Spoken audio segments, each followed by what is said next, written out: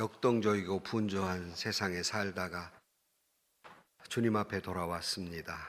겸허한 마음으로 하나님의 음성을 기다립니다.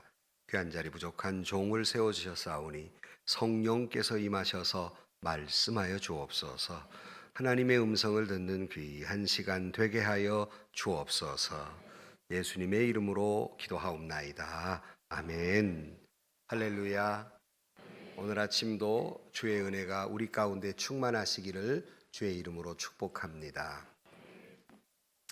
지난 금요일 날 오전에 아주 분주한 일을 하다가 목사님들과 점심 약속이 있어서 식당에 갔습니다.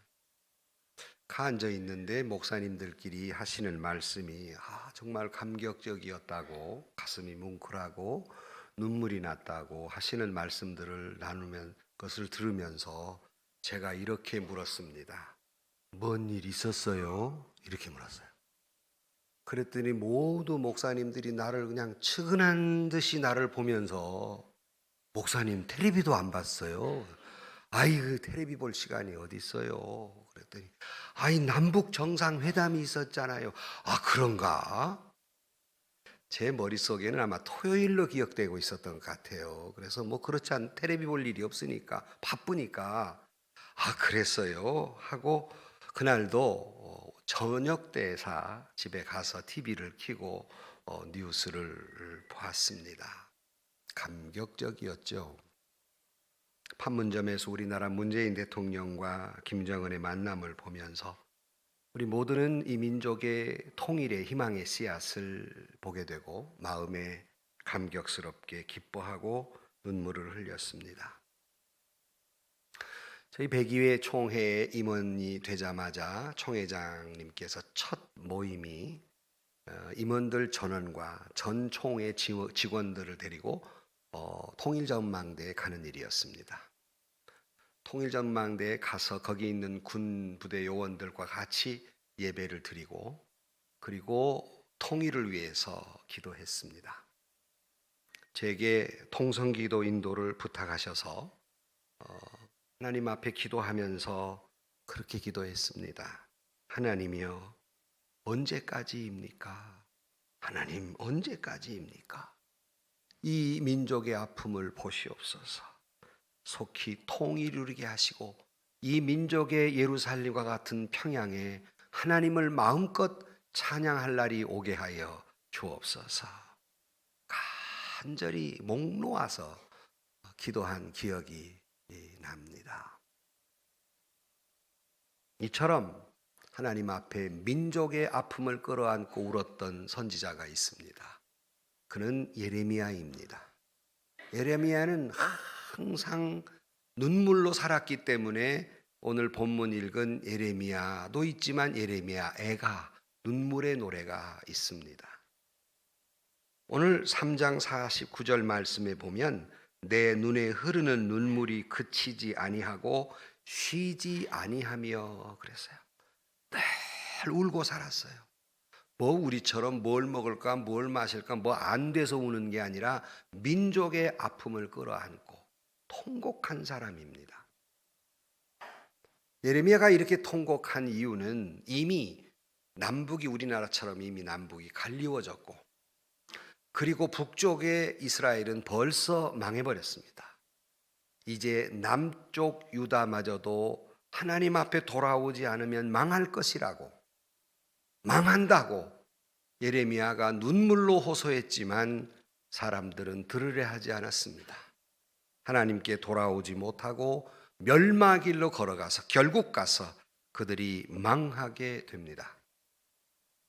예루살렘에 수많은 사람들이 살해를 당하고 그리고 수많은 사람들이 짓밟히는 당하고 성은 무너지고 땅은 황폐하게 되었으며 사람들은 포로로 끌려가 무려 70년간 노예 생활을 할 수밖에 없는 이 처절한 모습을 보면서 동족들의 말할 수 없는 고통을 보면서 그는 울고 또 울고 또 울었습니다. 오늘 본문에 더 가슴 아픈 것은 1절부터 쭉 내용이 얼마나 답답한 상황인가를 이야기하면서 그가 8절에 보면 내가 부르짖어 도움을 구하나 내 기도를 물리치시며, 그가 하나님 앞에 기도했지만 하나님마저도 그의 기도를 들어주시지 아니하니 이제 소망이 끊어졌습니다. 그래서 18절 말씀에 스스로 이르기를 나의 힘과 여호와께 대한 소망이 끊어졌다 하였도다. 내 고초와 재난 곧 쑥과 담즙을 기억하소서. 내 마음이 그것을 기억하고 내가 낙심되오나. 소망이 끊어져 버렸어요. 이 쑥과 담즙처럼 쓰디쓴 고통을 겪고 있는 순간, 혹독한 시련의 순간, 그가 눈물로 기도하고 있습니다. 소망이 다 끊어졌습니다. 그러나 그가 이렇게 기도하는 순간 한 가닥 희망을 발견하게 됩니다. 그리고 그는 희망을 꽉 잡게 되죠. 21절 말씀에 보면 이것을 내가 내 마음에 담아두었더니 그것이 오히려 나의 소망이 되었다 그랬어요. 그가 희망의 줄을 잡았습니다. 예레미야가 이런 절망적 상황 속에서 잡은 희망의 줄은 무엇일까? 바로 그것은 여호와 하나님이었습니다. 그가 이 절망 속에서 희망을 갈 수 있는 근거는 오직 하나님 한 분뿐이었습니다. 그는 도대체 이런 절망 속에서 하나님을 희망의 줄로 잡은 근거가 뭘까? 그에게 있어서 희망의 근거가 뭘까? 우리는 남북 정상의 만남을 보면서 우리는 한 가닥 희망을 보지만 우리의 진정한 소망, 우리의 진정한 소망은, 희망은 무엇을 가지고 소망을 삼을까? 그는 여호와 하나님이라고 말했듯이 오늘 우리에게도 모든 것을 주관하시고 역사하시는 오직 여호와 하나님, 그 하나님께 우리의 희망의 근거가 있는 줄로 믿습니다. 우리 개인의 희망도, 이 민족의 희망도, 인류 사회의 희망도 오직 하나님 한 분, 그에게 희망이 있는 줄로 믿습니다. 불확실 시대에 믿을 만한 게 아무것도 없어요. 다 확실한 게 없습니다. 목숨을 걸고 사랑한 여인도 헤어질 수밖에 없고, 그 어떤 믿을 만한 것 아무것도 없습니다. 그러나 뭔가는 우리가 붙들고 살아야 하지 않겠습니까? 그런데 우리가 유일하게 영원히 변치 않는 붙들어야 할 것, 그것은 여호와 하나님이신 줄로 믿습니다. 그러면 예레미야는 어떤 근거로 해서 하나님을 희망의 근거로 삼고 있는 것일까? 본문을 통해서 하나님이 우리에게 들려준 음성을 듣고 우리 자신과 교회와 우리 한국교회와 이 민족이 희망을 갖게 되기를 주의 이름으로 축복합니다.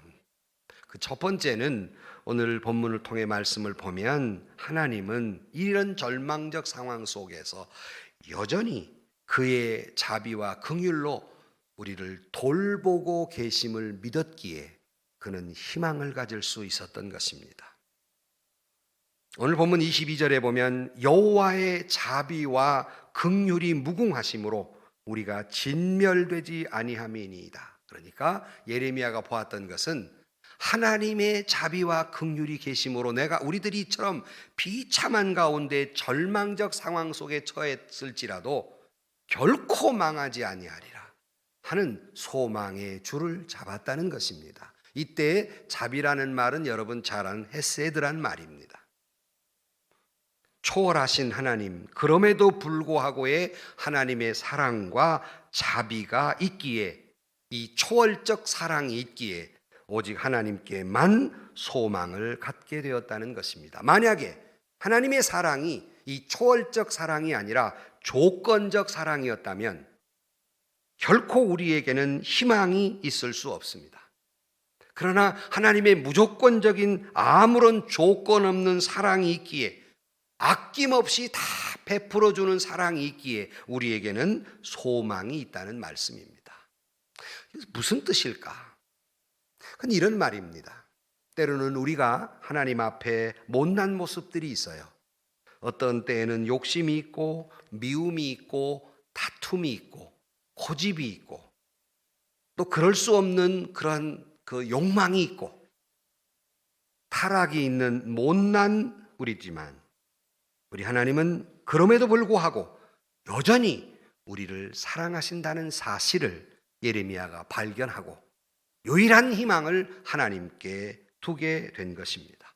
그래서 많은 분들이 하나님의 사랑은 그럼에도 불구하고의 사랑이다 그래요. 따라하세요. 그럼에도 불구하고의 사랑. 그럼에도 불구하고의 사랑이다. 내가 못났음에도 불구하고 사랑하시고, 내가 이 욕망 덩어리고 욕심 덩어리이고 분쟁 덩어리이고 미움을 안고 살아가는, 분노를 안고 살아가는 못난 나지만 하나님은 그럼에도 불구하고 우리를 사랑하신다는 말입니다. 때로는 하나님을 멀리 떠나 고난이 있고 고통이 있다 할지라도, 그런 못난 모습을 보인다 할지라도 주님 앞에 돌아와 회개하고 주님 앞에 돌아오면 언제나 용서하시고 무한하게 회복시켜 주시며 우리에게 여전히 사랑해 주시는 그 자비가 있기에 우리는 소망이 있다는 말씀입니다. 절망할 수밖에 없는 현실 속에서도 우리는 다시 한번 하나님의 이 끝이 없는 사랑, 그 자비하심, 이것을 믿기에 우리 믿는 사람들은 여기에 희망을 걸게 되는 것입니다. 언제가 말씀드렸는데 저희 형님하고 저하고 아버님하고 앞에 놓고 이렇게 얘기했어요. 제가 형님은 참 효자이시기 때문에 아버지가 나보다 더 많이 사랑하십니다 그랬어요. 저희 형님이 무슨 소리냐, 이 목사는 목사이기 때문에 아버지가 더 너를 사랑한다 그래요. 가만히 듣고 저희 아버님이 뻘떡 일어나더니 못난 놈들, 애비 마음을 몰라? 그러고 일어나시더라고요. 의미가 뭡니까? 잘나면 잘난 대로, 못나면 못난 대로 다 사랑한다는 말이죠. 여러분 안 그래요? 잘난 놈만 사랑하고 못난 놈은 버릴 겁니까? 하나님이 그러신다는 거예요. 잘나면 잘난 대로 사랑스럽고 못나면 못난 대로 사랑스럽고, 이것이 그럼에도 불구하고의 사랑입니다. 무한한 사랑이며 끝이 없는 사랑이며, 그러기에 하나님은 결코 우리의 못나고 부족하지만 저와 여러분을 버리지 아니하십니다. 어떤 경우라도 여러분, 어떤 경우라도 부모 자식 간이 어떻게 끊어집니까? 살과 피를 나누어 가는 부모 자식이 어떻게 끊어져요? 불가능한 거 아닙니까? 하나님의 사랑이 이와 같다는 겁니다. 때로는 우리가 망하고 그 민족의 노예로 끌려갈 정도로 하나님을 버려서 그들이 처절하게 절망 가운데 있어도 하나님은 버리지 아니하신다. 하나님의 사랑은 그럼에도 불구하고의 사랑이기 때문이다 하는 겁니다. 하나님의 은혜로 이 민족이 해방된 후에 진정으로 하나님께 바로 서지 못함으로 말미암아서 이 민족은 혼란 가운데 있었고 남북이 갈리웠습니다. 이스라엘이 똑같은 과정을 겪었어요. 오늘날 우리에게 희망이 있는 것은 그럼에도 불구하고, 오늘날 우리 믿는 사람들이 세상의 빛과 소금이 되지 못하고 교회가 이 민족의 등불이 되지 못하고 못난 구석이 있어도 그럼에도 불구하고 하나님은 저와 여러분을 사랑하며 이 민족을 사랑하며 한국교회를 사랑하시는 줄로 믿습니다. 그럼에도 불구하고의 사랑이에요. 그래 바울은 여기에 희망을 가지고 로마서 8장 31절 말씀에 만일 하나님이 우리를 위하시면 누가 우리를 대적하리요? 35절 누가 우리를 그리스도의 사랑에서 끊으리요? 환난이나 곤고나 핍박이나 기근이나 적신이나 위험이나 칼이랴. 하나님이 우리를 위하시는데, 살아계신 하나님이 있는데 누가 우리를 대적하리요? 정말 그 하나님이 계시기에 우리에게는 희망이 있다는 말씀입니다. 그러나 중요한 것은, 여러분에게 묻고 싶은 말씀은 정말 그렇게 하나님을 믿는가입니다. 무슨 말이냐면 관념적으로 머리로만 이해했을 뿐 진정으로 믿고 있느냐는 겁니다. 여기에 심각한 질문을 하고 있는 겁니다. 여러분은 정말로 하나님의 그 사랑을 믿고, 여러분은 정말로 이 땅의 모든 문제의 해답이 하나님에게 있는 줄로 믿고 있느냐, 아니면 지식적으로 관념적으로 믿고 있지 인격적으로 믿고 있지 못하는 부분은 없는가 하는 질문입니다. 이렇게 질문하면 또 무슨 말인가 하니까 이렇게 설명해 드릴 수 있어요. 우리가 보통 하나님에 대해서 하나님을 아느냐, 하나님에 대해서 아느냐 그런데 어느 날 미국의 샌디에고에 한 사람이 그 차를 몰고 그냥 강에 뛰어들어서 죽었습니다. 건져냈어요. 건져내서 그 차를 보니까 그 차 뒷팻말에 이렇게 붙어 있습니다. Jesus is the answer라고 붙어 있었습니다. 예수는 해답이다. 그렇게 붙어 있었어요. 그 차를 몰던 사람은 분명히 예수는 해답이다라는 것을 아마 관념적으로는 알고 있었던 것 같습니다. 그러나 진짜 믿지 못했기 때문에 자살해버린 겁니다. 진짜 예수를 통해서 해답을 얻지 못했기 때문에 그는 자살해버린 겁니다. 흔히 우리 신앙이 이런 모습이에요. 머리로는 알아요. 인격적으로는 믿지 못하고 있는 겁니다. 여러분, 아무리 우리가 닥달을 해도 하나님이 막으시면 되는 일이 없듯이 반대로 하나님이 저와 여러분을 향하여 문을 열어놓으시면 닫을 이가 없는 줄로 믿습니다. 그 하나님이 우리와 함께 하시고 우리를 무한하신 자비하심으로 우리와 함께 하신다는 사실이 우리에게 희망이 있다는 말입니다. 때로는 살다 보면 어둡게 느껴지기도 하고 희망이 없어 보일 때도 있고 견딜 수 없는 외로움이 있고 버림받았다고 하는 고통이 있고 이제 영영 잊혀졌다고 하는 사실이 아프게 다가올지라도 아니 사람이 나를 멀리할 뿐만 아니라 하나님께로부터도 멀어졌다고 느껴질 때에도 여전히 하나님은 내가 너와 함께 할 것이고 내가 너를 돌보고 있다고 우리에게 말씀하고 있는 줄로 믿습니다. 이스라엘 백성들이 바벨론 포로로 끌려갈 때 하나님은 이사야를 통해서 우리에게 이렇게 말씀하셨습니다. 이사야 41장 10절 말씀에 두려워하지 말라 내가 너와 함께 함이니라 놀라지 말라 나는 내 하나님이 됨이니라 내가 너를 굳세게 하리라 참으로 너를 도와주리라 참으로 나의 의로운 오른손으로 너를 붙들리라. 인생의 확실성 하나는 여호와 하나님 한 분이며 결코 나를 버리지도 나를 떠나지도 아니한다는 이 확실한 이 한 가지 사실입니다. 내가 혼자라고 느껴지고 내가 외롭다고 느껴지고 내게 더 이상 희망이 없고 가망이 없다고 느껴질 때에도 하나님은 여전히 저와 여러분을 자비하심으로 사랑하시며 그럼에도 불구하고 우리를 사랑하시며 우리와 함께 하시며 우리를 돌보아 주시는 줄로 믿습니다. 그러기에 우리에게는 현재도 희망이 있고 미래에도 희망이 있는 겁니다. 사랑하는 성도 여러분, 하나님이 우리를 사랑하시면 아무도 그것을 멈추게 할 수 없습니다. 하나님이 우리의 손을 잡으시면 아무도 그 손을 놓치게 할 수 없습니다. 이 하나님의 이 무궁한 자비하심과 사랑이 우리에게 희망의 근거가 된다는 말씀입니다. 우리가 죄인임에도 불구하고 하나님은 우리를 사랑하시며 우리가 실수하고 넘어져도 하나님은 우리를 사랑하시며 하나님은 여전히 오늘 또 우리를 버리지 아니하시기에 그와 같이 자비하신 하나님이 우리를 돌보아 주시기에 오늘 저와 여러분이 개인적으로 희망이 있고 우리 교회와 한국교회에 그럼에도 불구하고 희망이 있으며 이 민족에 희망이 있는 줄로 믿습니다. 신락 같은 희망을 가지고 있지만 우리는 하나님이 계시기에 이 민족에게 커다란 희망을 갖게 된 줄로 믿습니다. 그러므로 희망은 있습니다. 모든 유정자들의 마음을 움직이시고 역사하신 하나님이 계시기에 이 민족에 희망이 있다 하는 말씀입니다. 두 번째, 예레미야가 희망을 가졌던 것은 조금 전에 자비와 긍휼이라는 말을 쓰고 있습니다. 비슷한 말이지만 자비를 헤세드라고 말하면 긍휼이라고 하는 원어로 라함이란 말, mercy, 불쌍히 여기다예요.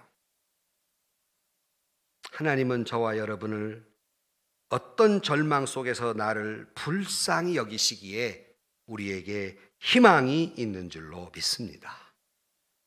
아무리 믿음이 좋은 사람도요, 신앙생활 하다 보면 어떤 때는 절망의 순간이 있어요. 그래서 시편 기자가 시편 77편 9절 말씀에 이렇게 표현합니다. 하나님이 그가 베푸실 은혜를 잊으셨는가? 노하심으로 그가 베푸실 긍휼을 그치셨는가? 너무 괴롭단 말이에요. 시편 기자는. 그 하나님이 내게 베풀 은혜를 잊어버리셨는가? 아니면 너무 내게 진노해서 하나님이 내게 베풀 긍휼하심을 그쳐버리셨는가? 이런 절망의 순간은 누구나 다 있는 거예요. 그럼에도 불구하고 하나님이 저와 여러분을 긍휼히 여기시기 때문에 우리에게는 희망이 있는 줄로 믿습니다. 긍휼이란 저주받을 수 없는 상황 속에서도 그 저주를 중단하시고 불쌍히 여기시는 우리 주님의 마음, 매는 사랑의 채찍입니다. 하나님의 본의는 언제나 우리를 불쌍히 여기심이에요. 그래서 오늘 본문 22절 이하에 그가 비록 근심하게 하나 그의 풍부한 인자심에 따라 긍휼히 여기실 것이라. 주께서 인생으로 고생하게 하시며 근심하게 하심은 본심이 아니라. 여러분, 오늘 우리가 고난당하고 어려움 당하는 건 하나님의 본심이 아닌 줄로 믿습니다. 하나님의 마음은 호세아 11장 8절 말씀에 이렇게 표현되고 있습니다. 에브라임이여 내가 어찌 너를 놓겠느냐? 이스라엘은 내가 어찌 너를 버리겠느냐? 내가 어찌 아드마같이 놓겠느냐? 어찌 너를 스보임같이 두겠느냐? 내 마음이 내 속에서 돌이키어 나의 긍휼이 불붙는 듯 하도다. 비록 하나님을 멀리 떠나 그들이 고통하고 있지만 하나님의 마음은 그들을 향한 불쌍히 여기심이 불붙는 것 같다고 말씀하고 있습니다. 마치 자녀가 고통스러울 때 그 애미의 마음이, 그 불붙는 것 같은 그 애미의 마음이 오죽하겠습니까? 최근에 월드비전의 PD들이 오셔서 제게 아프리카나 동남아 가서 그 왜 텔레비에 가끔 그렇게 막 그 안고 울고 하는 장면들 나오잖아요. 애들 그걸 찍자는 거예요. 제가 난 못 찍는다고. 왜 그러십니까 목사님? 아니 내가 텔레비에 요즘 보면 애들 그저 뭐 이 아이는 어떻게 돼서 부모를 잃었습니다. 뭐 영양실조 이거 보면 내가 눈 뜨고 볼 수 없어서 그냥 돌려버립니다. 1초도 안 걸려 돌려버립니다. 요즘은 또 애가 또 막 여기다 뭐 쓰고 막 주사를 여기다 맞더만. 못 봐. 나는 돌려버리는데 내가 그걸 어떻게 찍습니까? 그랬더니 그분이 하는 말이 그거 다 하나님의 마음이라 그렇습니다. 그래요. 그게 다 하나님의 마음입니다. 저는 그분의 말을 듣고 은혜를 받았어요. 하나님이 그처럼 우리를 불쌍히 여기시는구나. 눈 뜨고 볼 수 없을 정도로 그렇게 불쌍히 여기시는구나. 제가 승낙했단 말이에요. 할 수 없이 하나님이 우리를 그렇게 사랑하시는구나. 사랑하는 성도 여러분, 주님은 우리를 향한 긍휼이 불붙는 것 같다고 말씀합니다. 우리가 고통받을 때 하나님은 그것이 본심이 아니고 하나님이 원하시는 것이 아니며 하나님 우리를 향해 무한한 그 긍휼하심이 있기에 우리가 당하는 어떤 상처나 아픔보다 하나님이 긍휼하심은 더 크시며 우리의 어떤 무겁고 큰 죄보다 하나님의 긍휼하심은 크시기에 내 상처와 아픔과 내면적 고독과 고통에서 우리를 회복시켜 주시고 해방시켜 주실 줄로 믿습니다. 하나님의 긍휼이 있기에 오늘의 저주는 미래의 축복이 될 줄로 믿습니다. 우리 개인이 그렇고 한국교회가 그렇고 하나님이 이 민족을 긍휼히 여기시기에 오늘의 아픔이 있다 할지라도 오늘의 이 저주스러운 남북의 분단과 아픔의 고통이 있다 할지라도 언젠가는 이 민족에 하나님이 축복으로 바꾸어 주실 줄로 믿습니다. 그러기에 하나님의 우리를 불쌍히 여기시는 긍휼이 있기에 희망은 있습니다. 오늘 또 우리 하나님의 그 긍휼의 은혜에 기대어 사는 우리가 되고 우리 한국 교회가 되며 이 민족이 되기를 주의 이름으로 축원합니다. 여기에 근거 예레미야는 희망의 줄을 잡은 거예요. 끝으로 한 가지 더 말씀을 드리면 예레미야는 이 고통 속에서도 하나님의 그 섭리와 계획은 계속 진행형이기 때문에 희망이 있다는 겁니다. 무슨 말이냐면 우리가 때로는 고통을 당하면 하나님의 뜻은 다 했는가? 하나님이 나를 떠나서 이제 하나님의 뜻은 내 안에 이루어지지 않고 있는가라고 생각하기에 예레미야 깨달은 것은, 나는 비록 이런 절망 가운데 있지만 여전히 내 안에 이 고통 속에서도 하나님의 그 진행하시는 은혜의 강물은 여전히 흐르고 있고, 원대한 하나님의 꿈은 나를 통해서 이루어져 가고 있음을 믿기에 우리에게 희망이 있는 줄로 믿습니다. 그래, 우리가 찬송 부르잖아요. 온 세상 날 버려도 주 예수 안 버려 끝까지 나를 돌아보시니, 주는 저 산 밑에 백합 빛나는 새벽별 이 땅 위에 비길 것이 없도다. 아멘. 온 세상 날 버려도 주 예수 안 버려 나를 돌아보시니. 여러분, 온 세상 날 버려도 결코 하나님은 그 약속은 신실하신 분이시기에 예레미야는 결코 절망하지 않았습니다. 절대로 좌절하지 않았습니다. 오히려 그는 이 절망 속에서 24절에 보면 여호와를 자기 기업으로 삼았다 그랬는데, 이게 무슨 말씀이냐면 이런 절망적 상황 속에서 오히려 주님을 더 사랑했고, 이런 절망적 상황에서 그는 오히려 더 주님을 기쁘시게 하기에 최선을 다했습니다. 왜 그랬을까? 하나님은 나의 고통 속에서도 여전히 역사하고 계심을 믿었기 때문에 그는 생명을 다해서 주어진 사명을 감당할 수 있었습니다. 하나님의 사랑을 믿었기에, 하나님의 긍휼과 자비를 믿었기에, 하나님의 신실한 약속을 믿었기에, 하나님이 여전히 역사하고 있음을 믿었기에 그는 오히려 하나님을 기쁘시게 하는 일에 그 고통 속에서도 최선을 다한 겁니다. 이 믿음이 저와 여러분의 믿음이 되기를 주의 이름으로 축복합니다.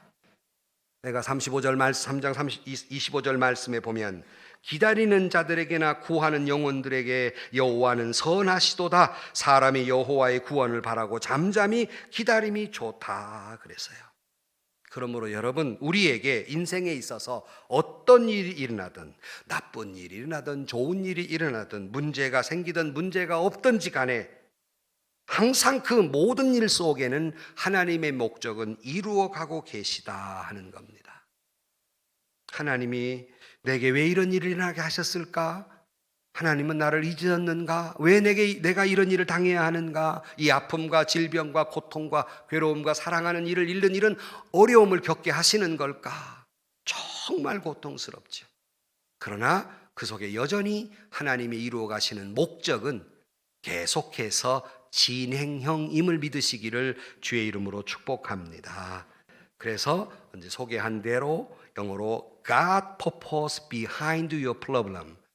내 문제 속에, 내 문제의 그 뒤에는 언제나 하나님의 목적이 있다는 겁니다.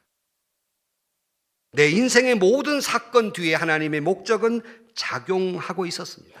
그래서 사도 바울은 그의 삶의 현장에, 그리고 그의 복음 전하는 현장에 수많은 별의별 일을 다 겪었으나 그는 하나님의 목적은 여전히 이루어감을 믿기에 그는 결코 낙심하지 아니했습니다.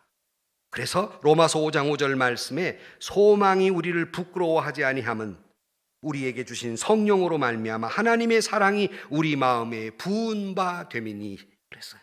그러니까 내가 이런 소망을 품은 것이 결코 부끄럽지 않는 건 하나님의 사랑이 내 안에 있기에 결코 내가 가진 소망이 부끄럽지 않게 되리라는 믿음을 갖고 있었던 것입니다. 또 사도 바울은 그러기에 모든 것이 합력하여 선을 이룬다고 믿고 있습니다. 여러분, 우리 믿는 사람은 오늘 상황이 어떤 처지에 있든지 간에 우리가 마지막은 분명하고 확실히 아는데, 그 마지막은 뭐냐? 우리 믿는 사람들에게는 언제나 해피엔딩이 우리를 기다리고 있음을 믿으시기를 주의 이름으로 축복합니다. 나는 그러기에 영화도 해피엔딩만 좋아해. 드라마도 해피엔딩만 좋아해. 그게 하나님의 뜻이기 때문에. 그 결론도 안 내고 너희들이 알아 생각하라 그러고 애매하게 그 결론 내는 거 나 별로 싫어해. 그거요. 확실하게 잘 먹고 잘 살았다가 좋지. 별로 동감을 안 하십니까? 왜? 하나님은 언제나 우리에게 해피엔딩을 주시기 때문에 어떤 상황 속에서라도 여러분, 위대하신 하나님, 거대한 목적을 가지고 우리를 하나하나 인생을 이끌어 가시는 하나님, 그러기에 우리 믿는 사람은 결코 우연이나 운명이나 팔자가 없습니다. 그걸 믿는 사람들이 아닙니다. 하나님이 지향적으로 가고자 하는 목적이 있어요. 질병 속에서도, 실패 속에서도, 실직 속에서도, 실수 속에서도, 오류 속에서도 하나님의 목적은 이루어 가시며 모든 것이 합력하여 선을 이루며 유익되도록 이끌어 가심을 믿기에, 하나님은 언제나 저와 여러분 한 사람 한 사람에게 웅대한 목적을 가지고 이끌어 가심을 믿기에 우리는 이 절망적 속에서 희망을 갖게 되는 것입니다. 예레미야 29장 11절 말씀에 여호와의 말씀이니라. 나를 향한 나의 생각을 내가 아나니 평안이요 재앙이 아니니라.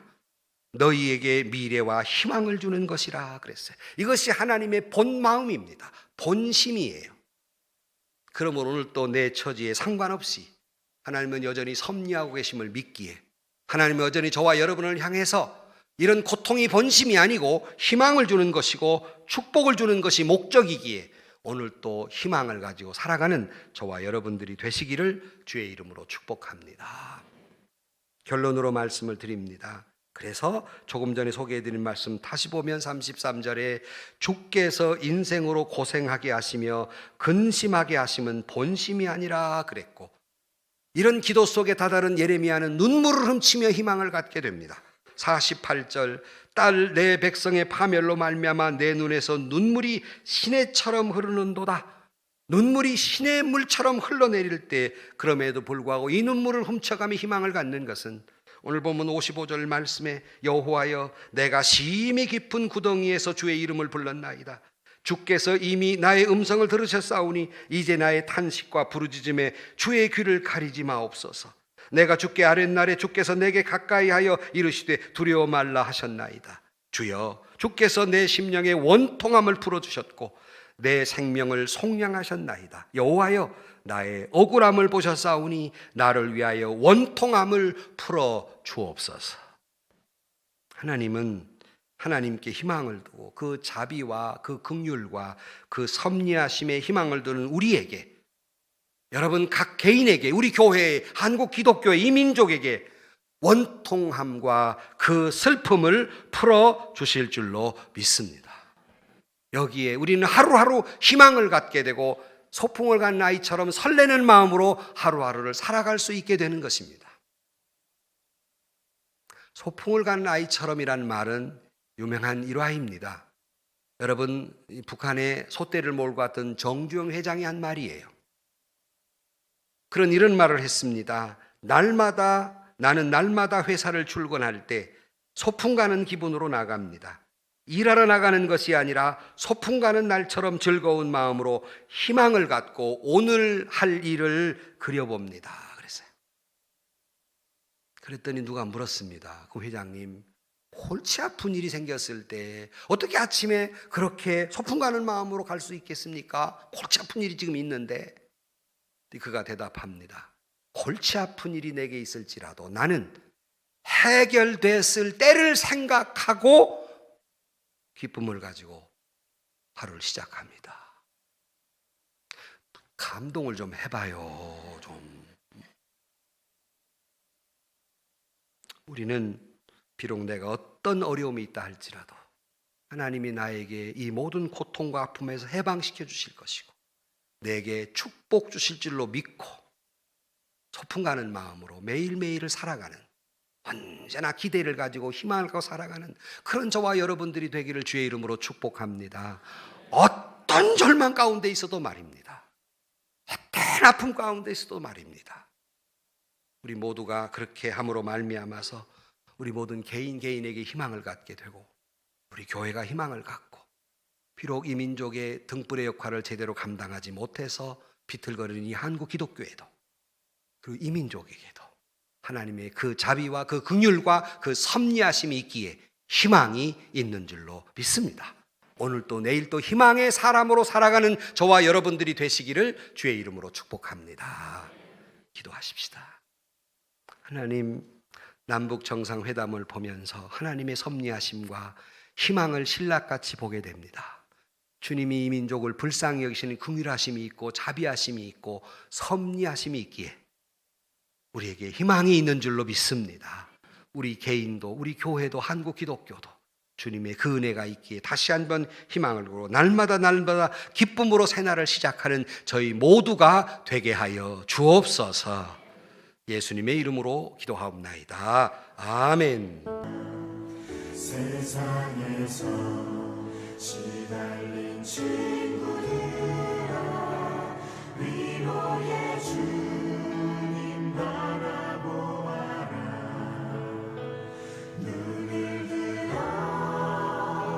주를 보라.